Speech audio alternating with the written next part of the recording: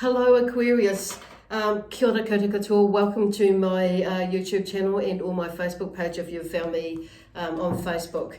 So I just want to take a few moments to introduce myself. I'm Lesley Ormsby and I'm a psychic medium, a healer, a teacher of spiritual and mystical things and so much more. So the other part that I do is obviously these reads as well. And this is a weekly one, and it's today is Thursday the 6th of August 2020. So this will go for a week. It could be a bit longer depending on where you're at and what's going on with your life and if it resonates with you right now. So if it does resonate with you, that's wonderful. If it doesn't, don't try and make it fit, but it may be something that may be like more in the future for you. So it could be more in a forecast way, so for you. And also it could be something that, it may not totally, fit with you at all. And that's okay because it's not going to, like I say, these are general. So it's not going to resonate with every single one of you Aquarians out there. Okay, so just bear that in mind. So the other thing is that if you don't, these reads are suitable for whether you're watching for Aquarius if Aquarius is in your Sun, Moon, Rising, or Venus sign or Venus sign. I say and or because some people have one or two signs or all the same signs in their on their chart as well. So yeah, so it could be one of the other signs may give you more of a comprehensive overview of what could be happening with this week, including this one as well. So the other thing is, so if you don't know what your other signs are and you're wondering what the hell am I going on about, there is a link in the description box below that will take you to a website that has, it obviously is about astrology, but it has a calculator in there, and it's free and it will work it out for you. And then you can have a little gaze on there and see what it pops up for you. Okay, according to your birth date and or time if you know it. Okay, so anyway, let's get going. So this is like I say for the week of August, for the week of August the 6th, from this date on forward for the next week. Now let me see, there's a lot going on. It's like really, airy-fairy are the words that are coming to my mind. So you might be feeling a little bit airy-fairy, but in a melancholy way. So there's a lot of this energy, and I'm just feeling like, for my heart is feeling a little bit, sigh. I just want to sigh. That's like you might have been going through a little bit of stuff and like wondering and pondering about what, where to, how to, and what next and that sort of thing at the moment. And having a little bit of a look in the mirror, you could say. And if you're not, then there may be a feeling that the Holy Spirit are bringing that you may need to. It's in your next direction, but I feel like there's been there's a sense of having a rest, basically. And thank God that's flapping over, So anyway, I'm going to be using the my trusty tarot deck and also the energy oracle, the earth oracle deck, energy deck. So let me see where we're going today. So the 10 of Wands pops up first of all.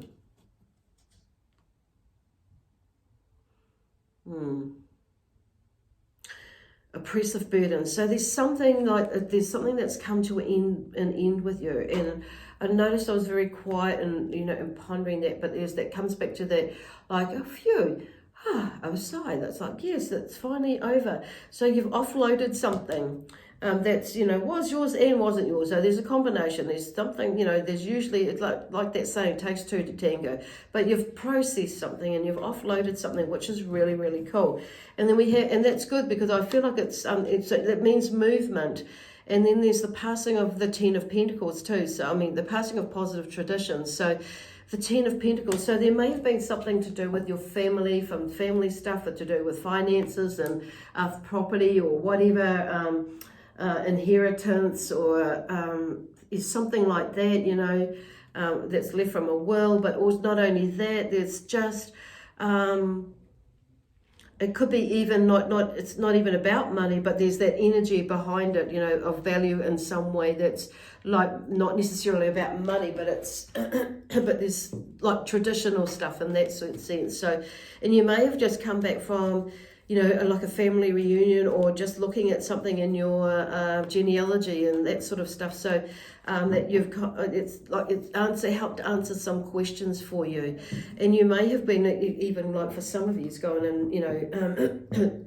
It's, you know, just come to a point within your processing and learning about yourself, and figured out some stuff and tidied up some bits. And I'm hearing too, so like there may be some, you know, family dynamics that were going on, as far as some of you it may be arguments, but some of you it may be just information and guidance with some family members, and that have happened, and it's like you've kind of figured it all out, sorted it all out, and it's like people have, and especially you, because this is about you, Aquarius, is, you know, you've figured it out. So it's kind of like with all that energy, with the Ten of Wands, it's like you've released it, you've processed it, you've released it, you've, you know, done all that, and then you've got with the Pentacles there, there's something has come to an end with that, and it's because in this picture there's very happy, sort of bouncy, like, you know, energy there, alive energy, and you're feeling more grounded here, and now, and it's like you can move. Now then we have the the Devil card, because it's like power and energy in prison. So that's kind of where I feel like they're showing me that you've come out of, you know, you've come out of that. It's like you now know what it was. Maybe there was for some of you like a little secret, for the lack of a better word, but it was something.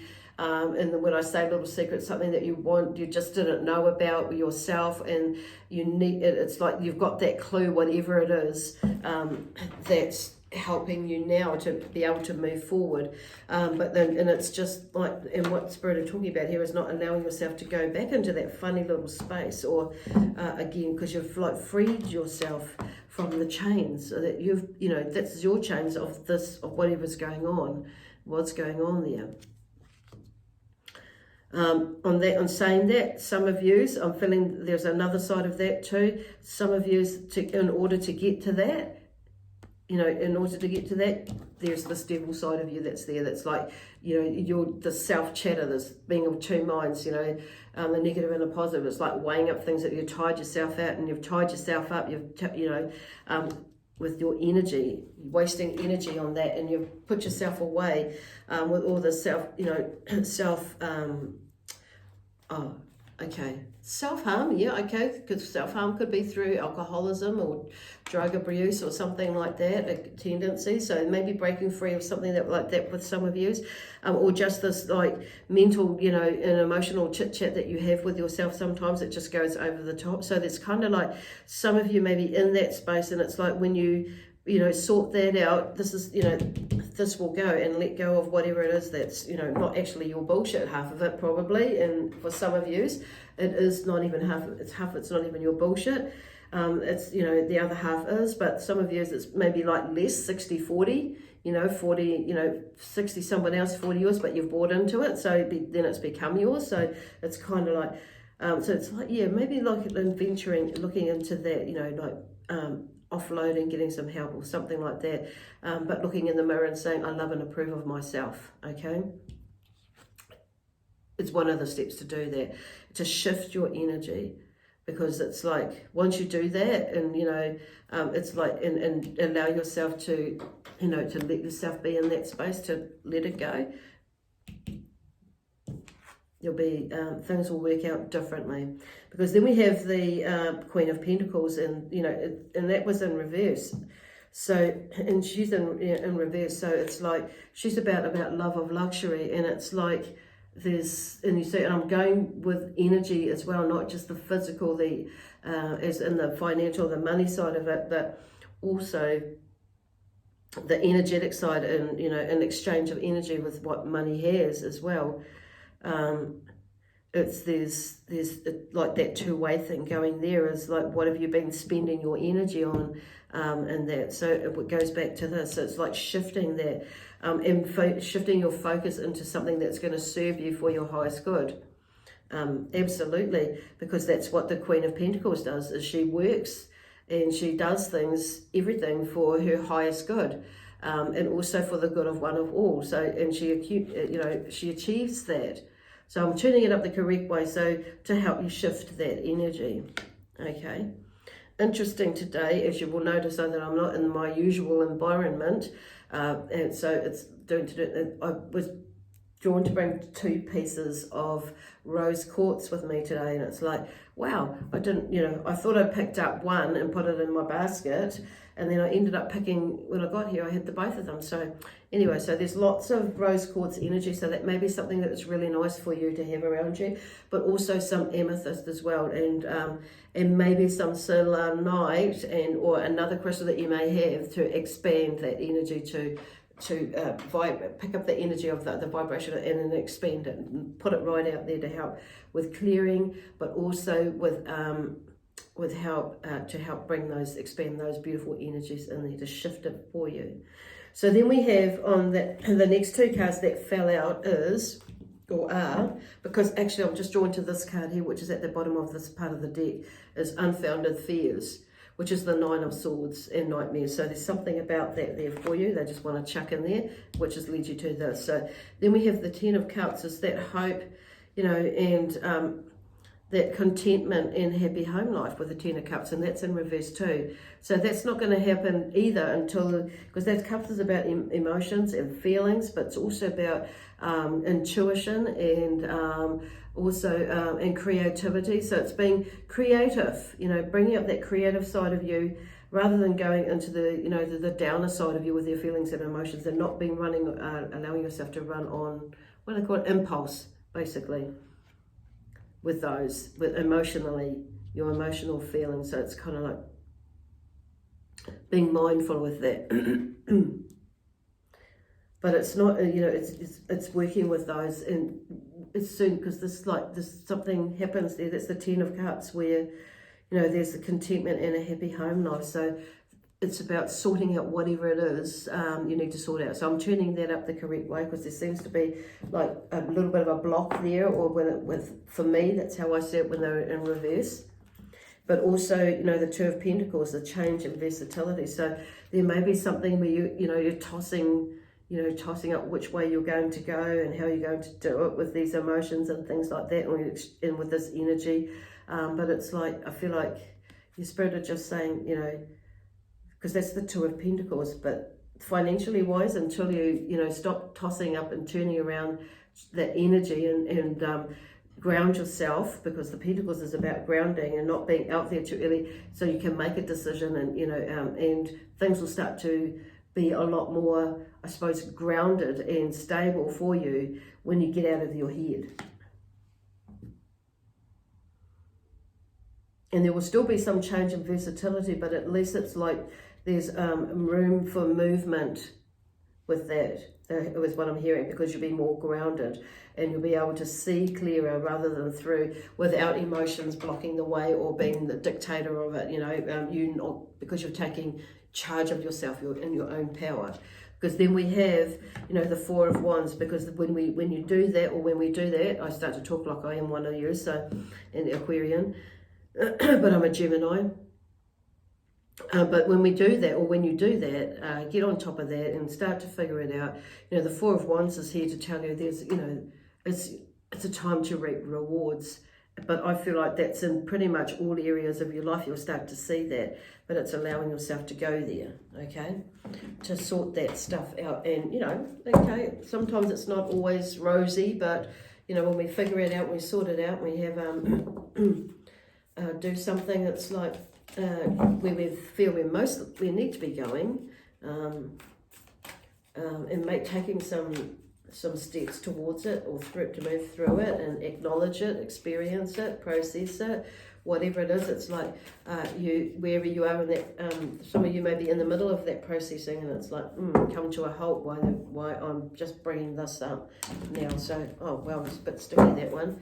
So there may be something a little bit sticky for you that's going in there. So now I'll just, that's a better shovel, because I was holding the cards correctly, or better. Oh, that one's left down though, but those 2, I'm going to take those 2.